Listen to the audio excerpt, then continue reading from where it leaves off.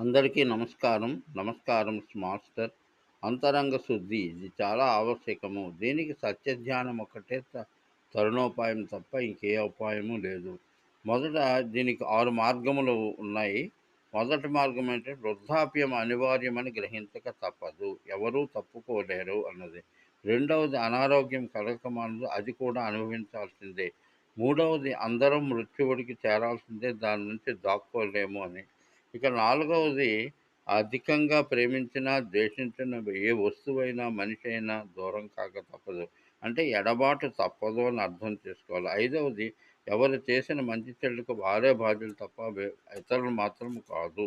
ఆరవది అన్నీ నాకు ఇవ్వబడినవే గానీ నావేమీ కావు అని తెలుసుకోవాల్సిన సత్యాల్లో సత్యములు. ఈ సత్యాలు తెలుసుకున్న రోజుని మనం ఏ తప్పు చేయము. అదే అంతరంగ శుద్ధికి మార్గం ఏర్పడుతుంది. మాస్టర్